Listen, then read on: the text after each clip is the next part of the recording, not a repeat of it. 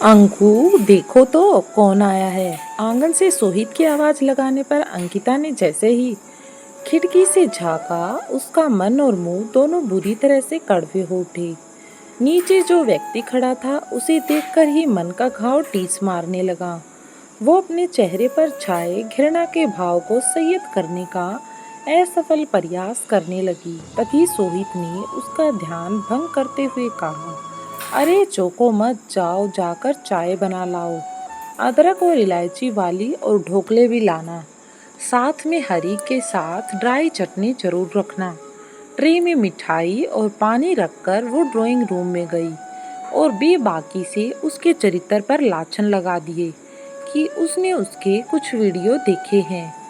भयभीत हिरनी से अंकिता ने बेबसी से भीड़ की तरफ देखा। तमाशबीन भीड़ बस मजे ले रही थी। किसी स्त्री की अस्मिता कितनी कमजोर बना दी है समाज ने। किस तरह का व्यवहार देखने को मिलता है।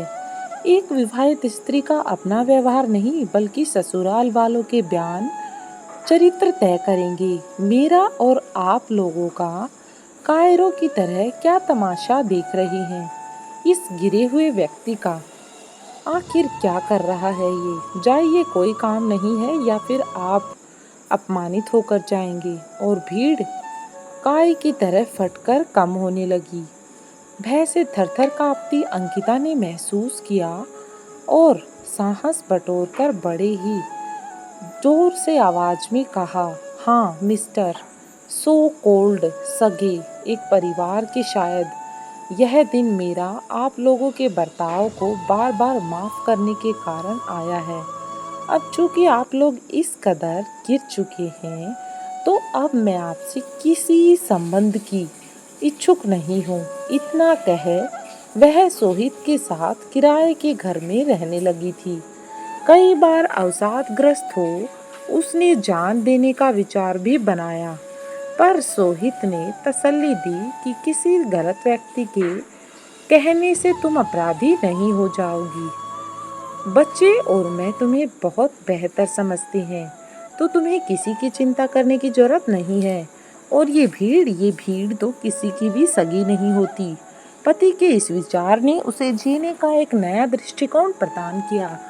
अब उसने समाज की परवाह छोड़ दी और समाज की याददाश्त यूं भी कम होती है कि परिवार ही हमारे लिए सब कुछ होता है।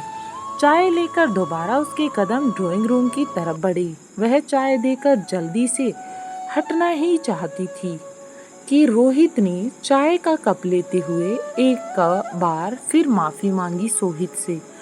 सोहित के चेहरे पर खुशी मिश्रित आश्चर्य के भाव अवश्य थे।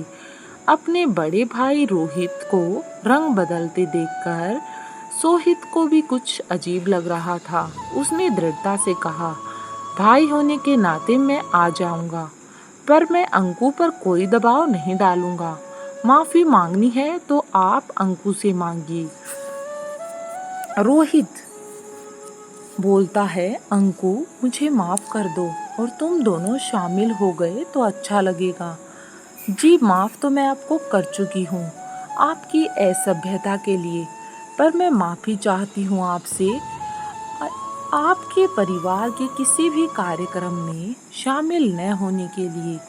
मैं आपके किसी भी परिवार के कार्यक्रम में नहीं आऊंगी। रोहित, क्यों? घर की छोटी बहू हो, हक से शामिल हो, अपनी जिम्मेदारी संभालो, परिवार को संभालो। अंकिता, आपके मेरे चरित्र पर ईर्ष्या और लालचवश ये घाव भरे नहीं हैं। वो शब्द अभी भी उतने ही ताजे हैं। हवाओं में कहीं किसी ने परिचय यह पूछ लिया कि मैं कौन हूँ, अलग क्यों रहती हूँ, तो क्या जवाब देंगे आप लोग? क्या कहूँगी? इनके छोटे भाई की पत्नी इनके द्वारा चरित्रहीनता का आरोप ढोने के कारण अलग है। घर से अब आप इस घर में बेटी देना पसंद करेंगी या लेना? किसी पारिवारिक एकता की बात कर रही हैं आप। परिवार के सम्मान का बोझ ढोती ढोती अब मैं थक चुकी हूँ। अपने स्वाभिमान के शव पर नहीं रख पाऊंगी मैं अपनी चिता को। क्या आपके गुनाह माफी के लायक थे? रोहित की आंखें शर्म से झुक गई और अपराधी को सजा सुनाकर अंकिता हल्के मनोमस्तिष्क के साथ तेजी से कमरे से बाहर निकल गई। चैनल पर नए आए हैं तो